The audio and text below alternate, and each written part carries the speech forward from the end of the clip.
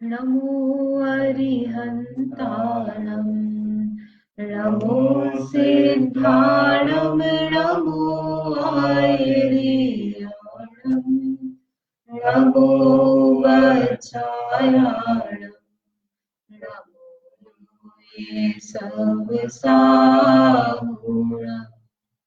मोक्षमार्गस्य नेतारं वेत्तारं कर्मभूतता ज्ञातारं विश्वतत्त्वानां वन्दे तद्गुणगात्रम्। तत्वार सूत्र ग्रंथ का चौथा अध्याय चल रहा है। इसमें देवों की जो आयु है उसका विषय चल रहा है। तो कल जो 16 स्वर्ग के देव है उनकी आयु डिस्कस की थी, है ना। सबसे जघन्य आयु कितनी है? पल्ले से कुछ अधिक है। और उत्कृष्ट उत्कृष्ट आयु है वो बताई थी। तो कितनी कितनी है? तो 2 सागर, 7 सागर, 10, फिर 10 के बाद 14, है ना। 10 के बाद 14, 16, 18, 20, 22 सब इवन नंबर है। नरक में जितने वो सारे ऑड नंबर आते हैं। नरक की जो आयु निकालते हैं ना उसमें, इसमें सारे इवन नंबर है। फिर 22 सागर के बाद जो ग्रेवियक आते हैं तो उसमें 23 से 31 9 ग्रेवियक है ना। तो 23 में एक एक करते जाएंगे, एक एक सागर बढ़ाते जाएंगे तो 31 सागर तक। फिर 4 अनंतर में 32 सागर तक। अनुदिश में 32 सागर और अनंतर में 33 सागर है। उत्कृष्ट है। उसके बाद में घातायुष्क का विषय आया था। घातायुष्क मतलब क्या? कि पहले अन्य ऊपर के स्वर्ग की आयु बांधी, उसका घात किया और फिर नीचे के स्वर्ग में गया। तो उस केस में उसकी आयु मतलब सभी की ज्यादा होगी ऐसे नहीं, कोई ज्यादा कम भी कर सकता है, लेकिन घात करने के बाद भी हो सकता है उसकी आयु उसकी उत्कृष्ट से ज्यादा बने।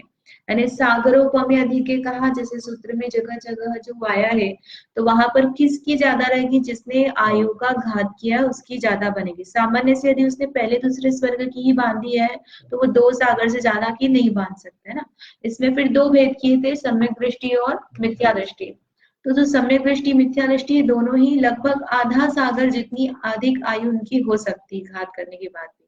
लेकिन उसमें कितना अंतर आता है कि मिथ्या दृष्टि की ज्यादा कम होती है, सम्यक दृष्टि की कम कम होती है। यानी मिथ्या दृष्टि के इसमें पल्ले का असंख्यात भाग कम करेंगे और सम्यक दृष्टि के इसमें आधा सागर में अंतर्मुहूर्त कम करेंगे। एक 2 सागर है तो 2 सागर प्लस आधा सागर में अंतर्मुहूर्त कम। इसकी कितनी है? इसमें 2 सागर प्लस आधा सागर में पल्ले का असंख्यात भाग कम। अंतर्मुहूर्त छोटा होता है, पल्ले का असंख्यात भाग बड़ा है। उसमें असंख्यात वर्ष आते हैं पल्ले के असंख्यात भाग में। हाँ। अब आगे नारकियों की जो जगन्य उत्कृष्ट आयु है कैसे होती है वो बताते हैं। नारकाणाम च द्वितीयादिषु। नारकाणाम यानी नारकियों की, च यानी और, द्वितीय आदिशु यानी द्वितीय आदि जो भूमि है उसमें पहले पहले वाली जो है उसके आगे से लेना है। यानी पहले स्वर्ग में पहले नरक में अपन ने लिया 1 सागर है तो उसके आगे 1 सागर में प्लस करेंगे एक समय, तो उसकी जघन्य हो जाएगी। और फिर 1 सागर, 3 सागर, 5, 7 इस तरह से लेते जाना है। तो दूसरी आदि भूमियों में नरकों की पूर्व पूर्व की उत्कृष्ट स्थिति ही अनंतर अनंतर की जघन्य स्थिति। अभी उत्कृष्ट बता दी, 16 स्वर्गों की उत्कृष्ट बता दी कितनी होती है, ग्रेवियर की बता दी, है ना। नारकियों की पहले पिछले अध्याय में बताए थे। और जघन्य कितनी है? तो जो पहले उसकी है उत्कृष्ट, पहले स्वर्ग की जो उत्कृष्ट है वो दूसरे के लिए जघन्य हो जाएगी। फिर दूसरे की जो उत्कृष्ट है वो तीसरे के लिए जघन्य हो जाएगी। समझ में आ रहा है ना भाई साहब कैसे चल रहा है? जघन्य और उत्कृष्ट आयु निकालना है नारकियों की। तो कैसे निकालेंगे? जैसे दूसरा नरक है तो दूसरे नरक की जघन्य आयु कैसे पता चलेगी? कि पहले नरक की जो उत्कृष्ट आयु है उसमें एक समय जोड़ देंगे तो कितनी हो जाएगी? दूसरे की जघन्य। कंटिन्यूअस लेना ना अपने को कि एक समय है, 1 सेकंड जैसा हो गया ना। अपन ने जैसे अपन एक एक सेकंड से अपन मिनट, मिनट से फिर अपन घंटा बनाते हैं।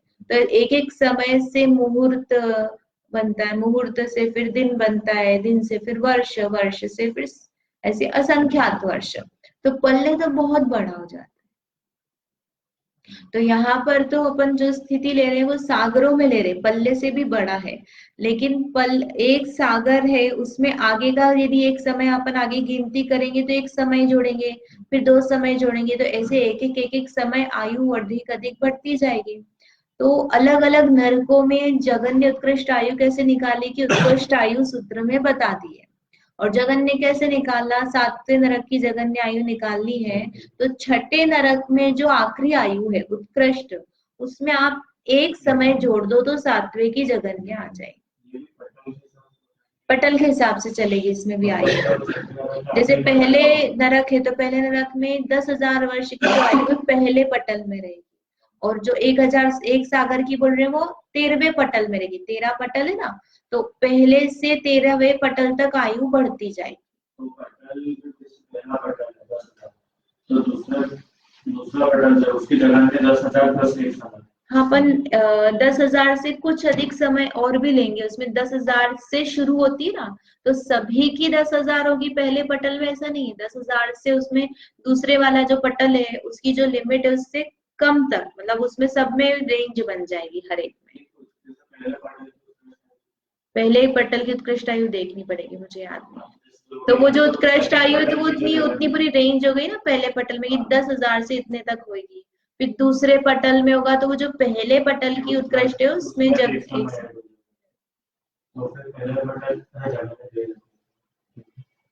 जगन्य 10,000 वर्ष नहीं रखी। ये आएगी आगे के सूत्र में, सूत्र नंबर 36, 10 वर्ष सहस्राणी प्रथमायाम। भाई साहब फिर से बोलना। 10 वर्ष सहस्त्राणी, 10 है ना, 10 अपन हिंदी में बोलते हैं, संस्कृत में यहाँ पे 10 लिखा हुआ। 10 वर्ष सहस्त्र, सहस्त्र यानी 1000, तो 10 सहस्त्र यानी 1000 वर्ष यानी 10,000 वर्ष किसकी है, प्रथम का आयाम है, यानी पहले नरक की कितनी आयु है जगन्य, 10,000 वर्ष। भवनेषु च, और भवन वासियों में भी कितनी है जगन्य, तो 10,000 वर्ष। और आगे और बताते हैं, व्यंतराणाम, ये सब नहीं आई थी ना पहले, व्यंतराणाम, तो व्यंतरों की भी जगन्य आयु कितनी है, 10,000 वर्ष। अरे नारकियों की भी जगन्य आयु 10,000 वर्ष, भवनवासियों की भी और व्यंतरवासियों की, सभी की जगन्य आयु कितनी है, 10,000 वर्ष। अब आगे अधिक बताते हैं, परापल्योपम अधिकम, और जो परा यानी उत्कृष्ट स्थिति, अभी क्या बताई, जगन्य, तो जगन्य के बाद में बताएंगे उत्कृष्ट, तो उत्कृष्ट कितनी है, पल्योपम से अधिक है, यानी एक पल्योपम से अधिक है, ये व्यंतर आदि की जो आएगी ना अभी उत्कृष्ट स्थिति उसमें ऐसे। ये बात है, सूत्र तो पहले भी अपन पढ़ चुके, कल भी आया था। हाँ, उसमें उसके पहले का जो बताया था, उसका जो रेफरेंस है उसके पहले वाले सूत्र से लगाना, परापल्योपम अधिकम, इसमें भी आया था, वो उसमें अपरा था। अपरायण जगन्य, परायण उत्कृष्ट हो जाता है।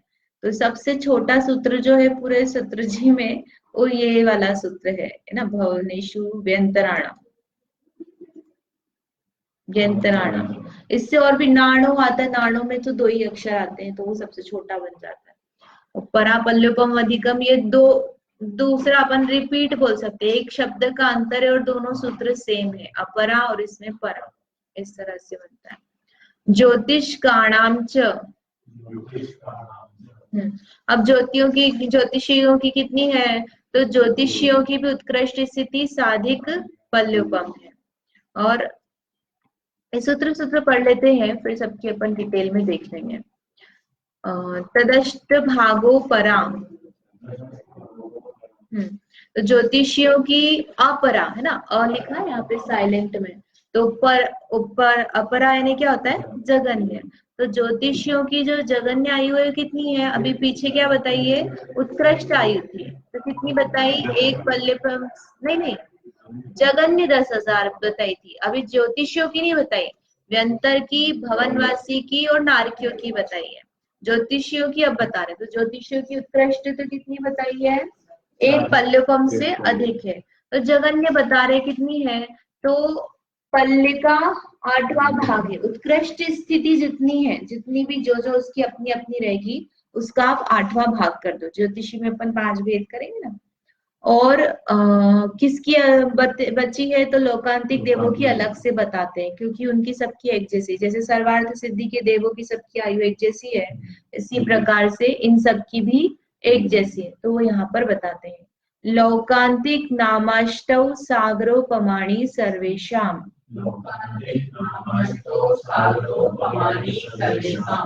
तो लोकांतिक देव जो है, उनकी अष्टौ सागरोपमाणि, अष्टौ सागरोपमाणि यानी 8 सागर, और सर्वेशाम, सर्वेशाम यानी सभी की। तो जैसे लोकांतिक देवों में कोई भेद नहीं है, भेद यानी छोटा बड़ा देव नहीं है, सभी लोकांतिक देव समान है, उनमें कोई इंद्र प्रतिंद्र सामान्य कैसा भेद नहीं है ना, सभी अहम इंद्र है। तो ऐसे उन सभी की आयु कैसी है, 8 सागरों में। ऐसा नहीं कि किसी की कम किसी की ज्यादा। उत्कृष्ट मध्यम कुछ भी नहीं है, जो भी बांधेगा तो कितनी आयु बांधेगा, 8 सागर की। यानी लोकांतिक देव में, ब्रह्म स्वर्ग में तो और भी हो सकती है, लेकिन इनकी 8 ही है। और वो अनुत्तर में सर्वार्थ सिद्धि के जो स्पेशल रहेंगे, हाँ, उनकी 33 सागर है। बाकी के जो विजय वैजयंत जयंत पराजित विमान है, उसमें 32 से 33 सागर है। तो इसलिए जो जब इसमें सबकी 33 सागर है ना, तो ये सब एक भाव वाले होते हैं, जो सर्वार्थ सिद्धि वाला है। और जो बाकी के जो 4 बचे ना, उसमें एक भाव वाला या 2 भाव वाले भी हो सकते हैं। एक समय का भी अंतर पड़ जाता है, तो उसके 1 से 2 भाव हो सकते हैं। 33 सागर तक है ना, तो 33 सागर वाले की तो कितनी बताया, एक ही भाव बताया, जो सर्वार्थ सिद्धि में आ रहा है उसका। तो उसके बाद जो मनुष्य नवर है, उसमें तो आयु की वैल्यू कर सकती है, उनमें वेरी कर सकती ना, उसमें किस काल में उत्पन्न हुआ है। अब हम देखेंगे तो चौथे काल में ही, जैसे आदिनाथ भगवान थे, तो उनकी आयु 84 लाख पूर्व थी, महावीर भगवान की 72 साल थी। तो दोनों में अंतर आया कि नहीं आया, दोनों की आयु में महान अंतर आया। तो उससे अगले भाव की आयु का क्या संबंध है, इनके कुछ गिनती रहती है, कितने देव रहते, गिनती रहती ना, असंख्यात देव रहते, सभी की एक जैसे, पर टाइमिंग सेम नहीं रहता ना। तो उसमें वर्षा में फर्क नहीं पड़ता था, ऐसे ही वर्ष होते थे। हाँ, जैसे अपन यहाँ पे गिनते हैं ना, जैसा अपन वर्ष काल समय यहाँ गिनते हैं, वैसा ही मेजरमेंट सभी लोग उस हिसाब से ही चलता है। उस समय में यही चलता है।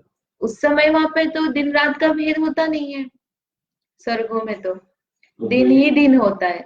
लेकिन जो काल गिनेंगे, तो हमारे यहाँ आदि पंचम काल चल रहा है, और ये जो चल रहा है, तो वैसे ही वहां पर भी काल की गिनती करेंगे। वहां काल होगा, वातावरण होगा, ऐसा नहीं है। आयु गिननी है, तो आयु के साल कैसे गिनेंगे अपन, 1 साल बोल रहे हैं तो अपन 365 दिन बोल रहे हैं, तो 365 ही दिन गिनेंगे उनकी आयु में। अपन जो पल्य गिन रहे ना, सागर पल्य, आदिनाथ भगवान की, हाँ, इतने वर्षों की आयु थी उनकी। बहुत सारे वर्ष हो जाते वो जो आयु होते ना, 84 लाख पूर्व जो अपन बोलते हैं।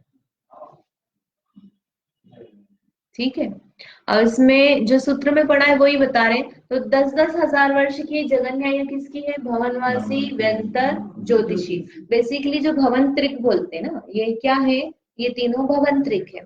तो भवंत्रिक तीनों की जगन्य आयु 10,000 वर्ष की है। यानी कम से कम भी आप देव बनोगे तो कितने साल के लिए बनोगे, 10,000 वर्ष।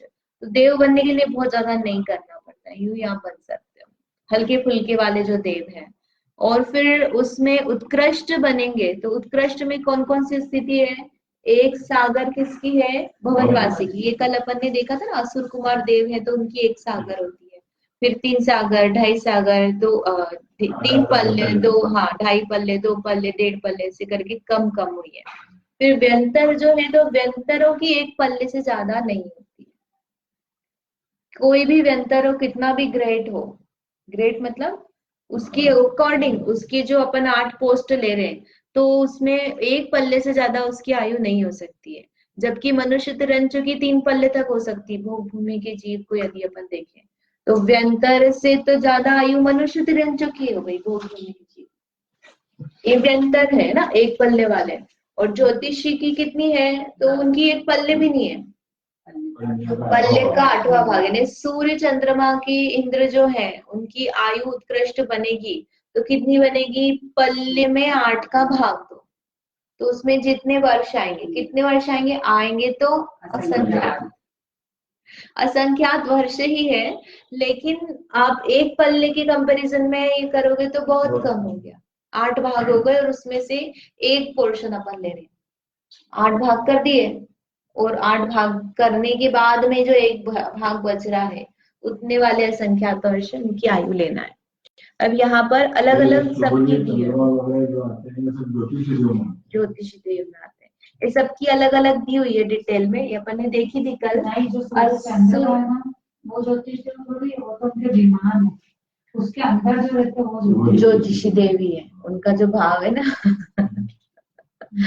वो समझाया उनको पहले कि वो विमान जो है, विमान में रहने वाले देवों की बात की जाती है, ठीक है। तो असुर कुमार देव जो है उनकी एक सागर है, और उनकी जो देवांगना है तो उसकी आयु कितनी रहेगी, 3 पल्ले, 3 पल्ले से ज्यादा नहीं रहेगी। और नाग कुमार की 10,000 है, 3 पल्ले है, और उनकी देवांगना की आयु पल्ले का 8वां भाग है। ये अपन देखें तो ये जो रेशो है देवांगनाओं की आयु का, ये बहुत ज्यादा नहीं है कहीं पर भी। मतलब आप वैमानिक देवों में भी देखो तो 55 पल्ले अपन ने 16वें स्वर्ग में बताई है, तो वहां 22 स्वर्ग हो जाते, 22 सागर हो जाती है। और 22 सागर के कंपैरिजन में आप 55 पल्ले देखो, कुछ नहीं लगता। अरे एक सागर में एक कोड़ा कोड़ी पल्ले, और ये 55 पल्ले की आयु कहाँ है, और वो 22 सागर कहाँ है। हाँ, एक सागर में नहीं लगता ना। हाँ, 22 सागर, 220, हाँ 220 हाँ 22 सागर, हाँ 55 पल्ले। तो जो यदि देवांगना भी बन गए तो भी कोई बहुत ज्यादा समय तक उन देवों के कंपैरिजन में ज्यादा नहीं रखने वाले। 32 तो एक देव की कम से कम जगन्य देव की बताई है हर देवों के साथ, और जो अच्छे देव होते हैं उनकी तो ज्यादा ही होती है, हजारों में ही होती है। तो ये अपन ने एवरेज रेशियो बताया ना कि 1 और 33 वाला जो रेशियो है तो मेंटेन रहता है, कोई ना कोई दूसरी आ जाती है। हाँ हाँ, रहती है ना। अब इतने सारे जीव है, तिरंच है, मनुष्य है, ये मरण होता रहता है इनका, तो सभी जीव हमेशा नरक में ही जा रहे हैं ऐसा तो नहीं, देव भी बनते हैं। ये जो संख्या इनकी, जो कम कम आयु वाली जो सीट होती है ना, ये जल्दी खाली होती है, 10-10 हजार वर्ष है ना, तो जल्दी जल्दी खत्म होगा ये, तो ये जल्दी जल्दी इसमें जीव आएंगे।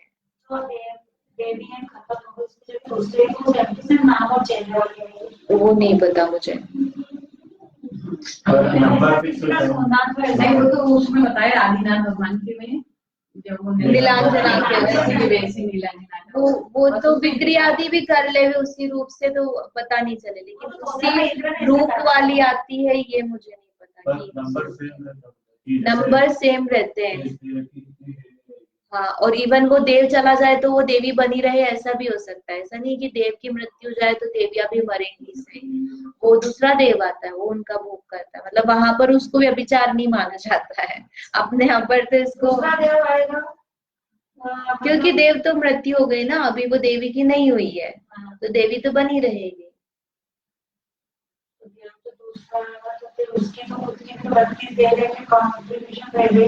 नहीं, जैसे सौधर्मेंद्र का हो गया, काल पूर्ण हो गया, उसने मनुष्य भाव अवतरण कर लिया, तो उसकी सीट खाली हुई कि नहीं हुई, उसकी सीट में दूसरा इंद्र आएगा, दूसरा मतलब दूसरा जीव उत्पन्न होगा सौधर्मेंद्र के रूप में। तो वो जो देवियां है वो सब मरेंगी क्या, नहीं मरेंगी, वो देवियां वैसी की वैसी रहेंगी, साइकिल चलती रहेगी।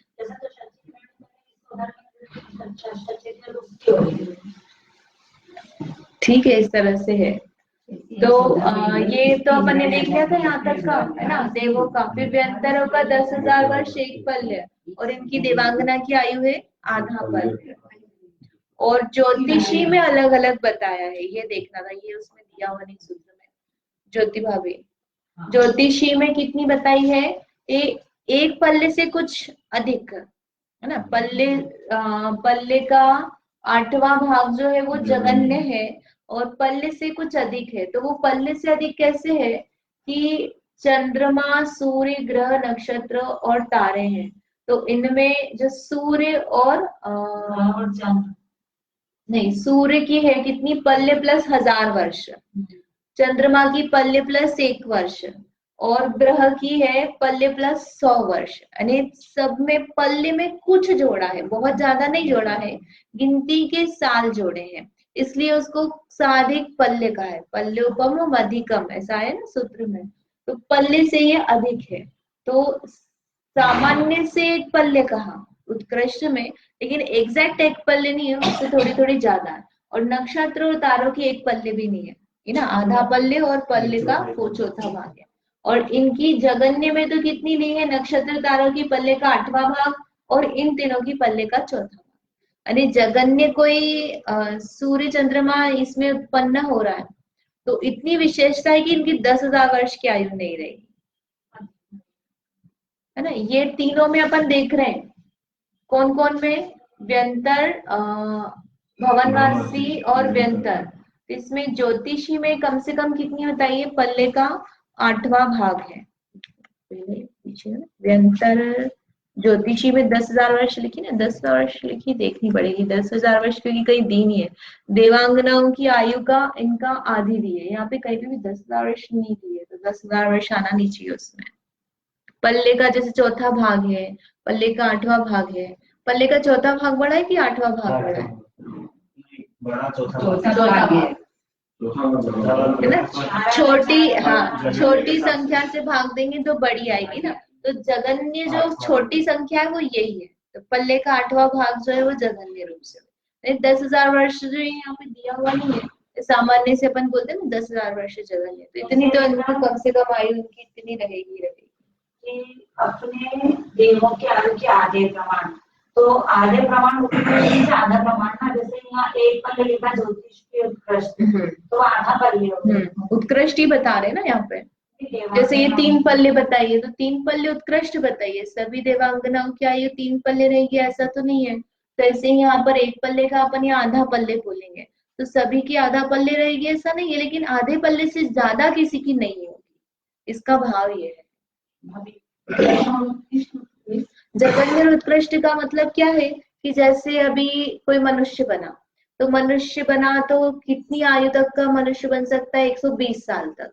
पंचम काल है ना, तो पंचम काल में 120 साल से ज्यादा किसी की आयु नहीं होगी, उसके पहले मरण हो जाएगा। कितनी भी आयु हो सकती है। और जगन्य कितनी है? अंतर मुहूर्त। अंतर मुहूर्त से कम आयु किसी की नहीं रहेगी। यदि कोई जीव गर्भ में आया है तो अंतर मुहूर्त तो रहेगा ही रहेगा। तो अंतर मुहूर्त क्या हो गई? जगन्य। और उत्कृष्ट कितनी हो गई? 120 साल। अब उसके बीच की आयु रहेगी कि नहीं रहेगी? है ना, किसी की 70 भी हो सकती है, 80 भी हो सकती है, 50 भी हो सकती है, 20 साल भी हो सकती है। तो जगन्य और उत्कृष्ट रेंज बता दी है, उसके बीच की सारी आयुएं पाई जाएंगी। तो ये भी देवों की जगन्य आयु जैसे 10,000 वर्ष बताइए, तो कोई भी देव बनेगा तो 10 साल के लिए देव नहीं बनेगा, 50 साल के लिए नहीं बनेगा। 10,000 वर्ष तो उसकी आयु रहेगी ही रहेगी कम से कम। और उत्कृष्ट बनेगी तो कितनी बनेगी? तो अलग अलग प्रकार का जो देव है उसकी उतनी उस हिसाब से बन सकती है। ठीक है। अब भवनवासी, व्यंतर, ज्योतिषी की ये बताई, वैमानिक की कितनी बताई? पल्ले से कुछ अधिक जगन्य, यानी स्वधर्मेशान के हिसाब से। और फिर उसमें अपन जोड़ते जाएंगे आगे आगे स्वर्ग के लिए जो है, तो पिछले स्वर्ग की जो उत्कृष्ट है उसमें एक समय जोड़ देंगे, तो उसके लिए जगन्य आ जाएगी। इस तरह से हमारा पूरा चौथा अध्याय हो गया है। इसमें क्या क्या आया तीसरे चौथे में? नरक का वर्णन आया, मध्यलोक का वर्णन आया और स्वर्ग, बेसिकली अधोलोक, मध्यलोक और ऊर्ध्वलोक। और पूरा इसमें 4 अध्याय में जीव तत्व का वर्णन हुआ है। पहले अध्याय में जीव कैसा है, किस स्वरूप से है, 7 तत्व, ज्ञान का स्वरूप, ये सब आया उसमें ना। ज्ञान कितने प्रकार का है, मति ज्ञान, श्रुति ज्ञान और जो मना परे अवधि ज्ञान है वो सब। उसके बाद में दूसरे अध्याय में प्रकार, इंद्रिय और इंद्रिय के माध्यम से जीवों के प्रकार, 1 इंद्रिय, 2 इंद्रिय, 3 इंद्रिय, 4 इंद्रिय, फिर योनि के भेद इत्यादि बताए, गर्भ, समूर्छन और विग्रह गति बताई। शरीर का, शरीर है ना, जीव शरीर भी धारण करता है, तो 5 प्रकार के जो शरीर है। और फिर उसका मरण किस प्रकार से होता है, अकाल मरण किसका होता है, किसका नहीं होता है, ऐसे 2 शुरू के अध्याय थे। और तीसरे चौथे में वो जीव इस 4 गति में किस किस प्रकार से पाया जाता है, ये पूरा होकर के जीव का स्वरूप पूरा हुआ है। अब क्या चलेगा, अब अजीव का स्वरूप चलेगा 5वें अध्याय में। उसमें जो 6 द्रव्य में से 5 अजीव द्रव्य है, पुद्गल, धर्म, अधर्म, आकाश, काल, इनका पूरा स्वरूप जो विस्तार से है वो 5वें अध्याय में चलेगा।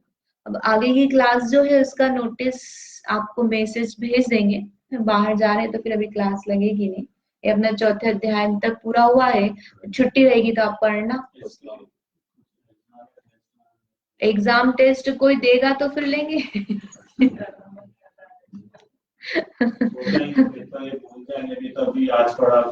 पहले दूसरे की कोई आया ही नहीं, चौथे की कौन देगा।